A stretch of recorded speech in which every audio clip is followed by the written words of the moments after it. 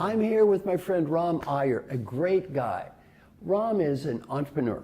He's been a major corporate executive. He's been a venture capitalist. He's done so many exciting things, and he is working on a concept that I love, a concept called business thinking, and it's really helping people who are brilliant entrepreneurs translate that wonderful entrepreneurial spirit, that genius, into a business. Can you give us just a brief overview of the wonderful stuff you're doing? See, with business thinking, it came down to a very simple thing.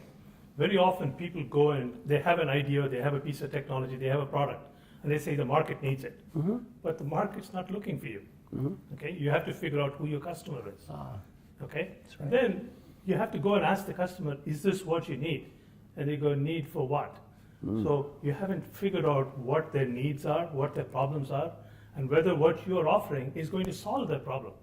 Unless you solve their problem, they don't really care. Right? And then very often, think of techies. They go and build some product, and they go and find a customer who says, I love it, do a free pilot. They do it, but they never get paid. No. They forget that entrepreneurs by definition, are business people.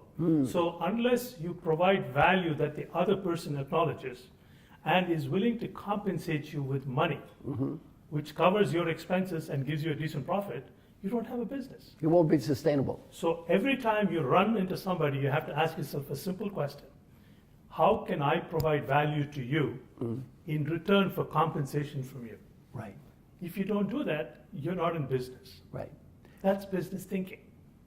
And I love what you're doing is you're helping entrepreneurs translate brilliant people, good people, people who can make a difference in the world, into business people. The other thing I love is if you look at the future of not only our country but the world, entrepreneurial spirit, the entrepreneur, that's the future. Most of the new business generation in the world is not going to be coming from major corporations. True. Most of the new employees are going to be coming from entrepreneurial companies. So I think what you're doing is also very positive, not just for the individual, it's positive for the whole society.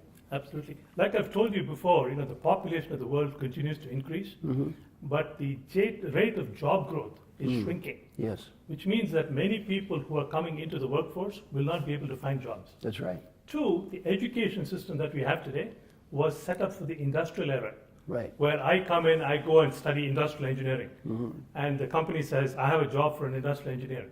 All the other things I need to succeed within a business, the company is taking care of. Right. They just give me one piece of it. But if I'm a freelancer, I have to figure out what am I good at, how do I package it, where do I find customers, how do I market to them, how do I sell to them, how do I negotiate, how do I collect money from them and save a bunch for retirement. I have to do all this on my own. No school is teaching you this. That's right. So a fundamental building block for providing for yourself and your family is walk around with business thinking in your head. Anytime you run into somebody, how can I add value to you in return for compensation? Unless I provide value, I cannot expect compensation. Unless I get compensation, I don't have a living. I love it. Thank you so much. Thank you, Marshall.